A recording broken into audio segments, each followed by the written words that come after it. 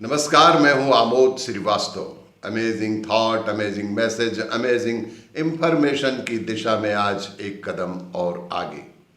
मेरा वीडियो यदि आपको पसंद आए तो लाइक करें, शेयर करें और सब्सक्राइब अवश्य करें। आज एक बेहद पौराणिक कथा से कुछ अंश। अभिमन्यु की पत्नी उत्तरा महल में झाड़ू लगा रही थी।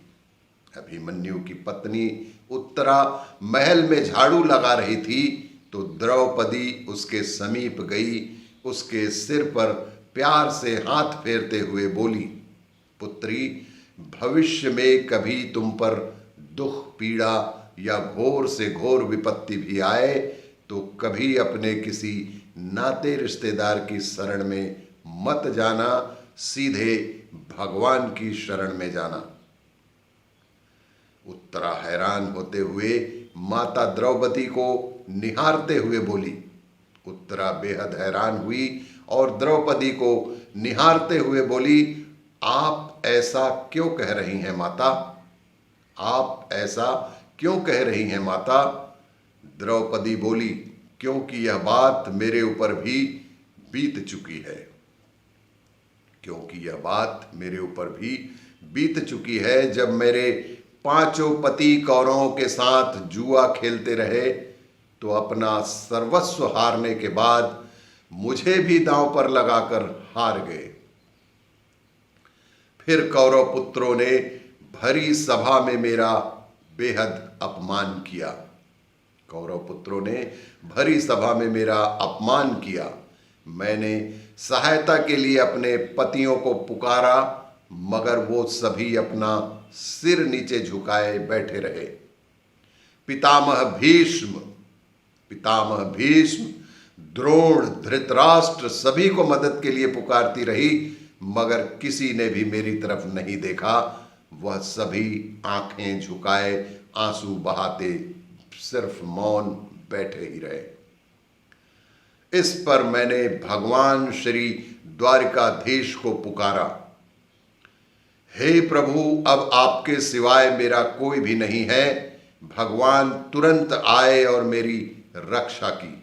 इसलिए बेटी, जीवन में जब भी संकट आए, आप भी अपने रिश्ते नातों के अलावा सिर्फ और सिर्फ ईश्वर को ही याद करना, ताकि ईश्वर से आपको मदद मिल सके। जब द्रौपदी पर ऐसी विपत्ति आ रही थी तो द्वारिका में श्री कृष्ण बहुत विचलित हो रहे थे, क्योंकि उनकी सबसे प्रिय भक्त पर संकट आन पड़ा था और वे तुरंत वहां पहुंचकर द्रौपदी की रक्षा की, उनके सम्मान की रक्षा की, उनके मान की रक्षा की। रुक्मणी उनसे दुखी होने का कारण पूछती हैं तो वह बताते हैं कि मेरी सबसे बड़ी भक्त को मैं भरी सभा में नग्न किया जा रहा है। रुक्मणी बोलती हैं, आप जाएं और उसकी मदद करें। श्री कृष्ण बोले, जब तक द्रौपदी मुझे पुकारेगी नहीं, मैं कैसे जा सकता हूं? एक बार वो मुझे पुकार ले तो मैं तुरंत उसके पास जाकर उसकी रक्षा करूंगा। तुम्हें याद होगा, जब पांडवों ने सूर्य यज्ञ करवाया था तो शिशुपाल का वध करने के लिए मैंने अपनी उंगली पर चक्र धारण किया तो उससे मेरी उंगली कट गई। मेरी उंगली कटी उस समय मेरी सभी 16,108 पत्नियां वहीं थीं।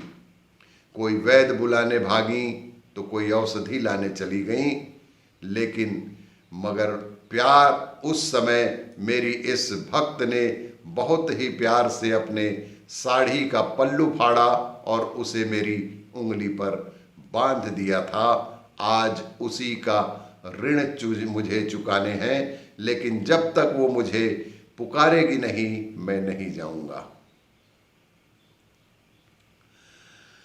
अतः द्रौपदी ने जैसे ही भगवान कृष्ण